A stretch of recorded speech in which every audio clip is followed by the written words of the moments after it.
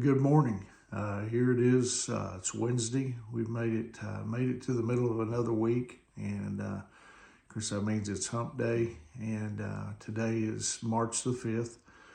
I really hope you had a great Tuesday. Hope that you were successful in whatever endeavors you had, and even if you let's say you came up maybe a little bit short on time.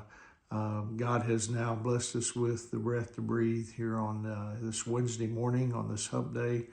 I certainly hope and pray that this morning finds you feeling well. Hope it finds you well rested and ready to to tackle the opportunities that God has blessed us with here on this Wednesday morning. This morning, I'd like to share a devotional with you entitled "Whatever is Good and Perfect." James chapter 1, verses 16 and 17, it says, "So don't be misled, my dear brothers and sisters.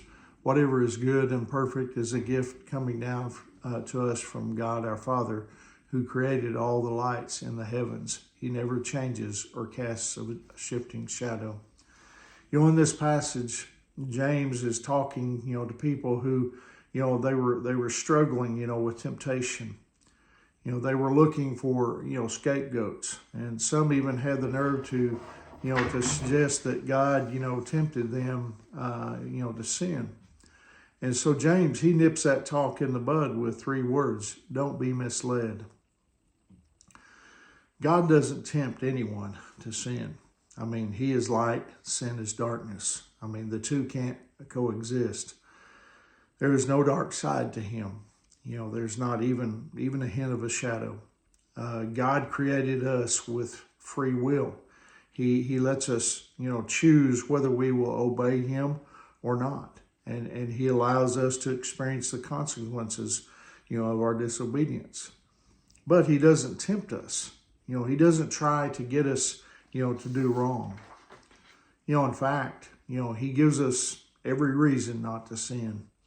He warns us in the Word about temptation. In 2 Timothy chapter 2, verse 22, the Apostle Paul writes, "Run from anything that stimulates youthful lusts. Instead, pursue righteous living, faithfulness, love, and peace. Enjoy the companionship of those who call on the Lord with pure hearts." You see, God's light exposes darkness. He shows us the ugly truth behind the attractive things that tempt us. Not only that, God, he gives us an escape route, from every temptation we face. In 1 Corinthians chapter 10, verse 13, Paul, he writes, "The temptations in your life are no different from what others experience, and God is faithful. He will not allow the temptation to be more than you can stand. When you are tempted, he will show you a way out so that you can endure." God isn't the tempter. He's the giver. He's generous beyond belief, and his goodness is perfect. We never have to question, his motives, because he wants only what's best for us, not just in the moment, but forever. And because his wisdom is, as reliable as his goodness, we can trust that that everything he sends our way is not just beneficial, but perfectly beneficial. Everything good, in this world and in your life is a gift from God. If you wrap your mind, around that truth, you have something to be thankful for, every day that you live. The promise of eternal life, the view from your favorite vacation spot, the skills and abilities and qualities that set you apart from others, the taste of your favorite food, the people closest to you.